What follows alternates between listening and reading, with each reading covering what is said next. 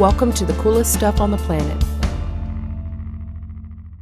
Greetings, everyone, and welcome back to the podcast. I am Rachel, as always, and sitting right there across from me is my brand new co-host, Kathryn. Hello, Kathryn. Hey, Rachel. Good to be here. And I'm really excited today because we're going to be visiting Memphis. And the reason I love it is there's so much music that we can talk about. Oh, yeah. And I think we both are pretty big music fans. Oh, yeah. We're also going to talk about food, but that's later. So, yeah, like we said, you cannot talk about Memphis without talking about music. And the first place we're going to start is Sun Studios, which is a recording studio. It's one of the most famous in the country, maybe in the world, I don't know. Mm-hmm. And it's the birthplace of rock and roll music. In the early 1950s, this guy named Sam Phillips, he started this recording studio. He was both the owner and he was a recording engineer. So he started recording artists like Elvis, Roy Orbison, Jerry Lee Lewis, and Carl Perkins, and they were really the ones who were sort of associated with the rock and roll sound. Uh-huh. But he also helped launch the careers of artists in other genres like Johnny Cash, country music, B.B. King, the blues. So it was a really influential part of the American music scene. And of course, speaking of music, you can't not mention Elvis Presley. His home was at Graceland, which he bought in 1957, paid about $100,000 for it, and then he remodeled it quite a bit in 1971. One of my colleagues who visited the home mentioned that he saw it as more a product of its times than an example of how the biggest star on the planet might actually live.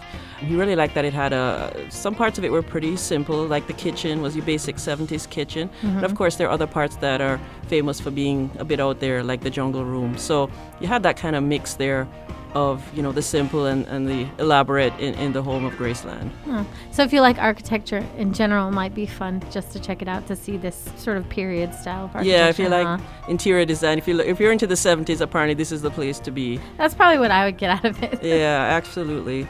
Let's talk about another famous recording studio in Memphis. Yeah, there's Stax Records, and that was the home of the Memphis sound. So that was a place where artists like Sam and Dave and Otis Redding and Isaac Hayes recorded. And the actual studio was torn down. So what's there now is a replica of it. So if you go to the museum, it showcases records, clothes that these artists wore. And one of the interesting things about Stax is that even at the height of segregation, this was one of the most successfully integrated companies out there. So from the top management, administration, the artists, of course, they were all integrated. So we promised you we would talk about food. So that's what we're going to do, because Memphis is famous for its barbecue. And you'll find that it's typical in the U.S. for there to be different styles of barbecue. There's Texas barbecue, there's Kansas City barbecue, North Carolina barbecue, and there's Memphis barbecue. Typically, it's slow smoked for hours. And instead of a kind of a saucy ribs that you might get, you have a dry rub, which they put on, which is supposed to be really good. I personally have not had any dry rub yet, but it's on my list. There's a famous Memphis in May World Championship barbecue cooking contest. That happened last week, right? Mm-hmm. Yeah, it was the 12th to the 14th, I think, yeah. And that was on Beale Street. Right, and Beale Street was the birthplace of the blues. A man named W.C. Handy wrote down the first written blues song called Memphis Blues, and that sort of, from there, the blues genre just flourished. And even today, when you go, you're going to see all sorts of blues clubs and everything, like it's a big place for nightlife and stuff. And another site that's worth seeing is the National Civil Rights Museum, which is located at the Lorraine Motel, which is famous for being the place where Martin Luther King was shot in 1968. It was one of the few hotels open to African Americans at the time, and Dr. King stayed there many times when he was in Memphis. So today it tells the story of the American Civil Rights Movement. They even have sort of 3D exhibits where you can see part of the bus that Rosa Parks was on, and like one of the lunch counters that was segregated where they did sit-ins, and part of a Freedom Rider bus, I think. So a lot of neat history there. Yeah, absolutely. Well, and speaking of hotels in Memphis, we're going to look at a different one.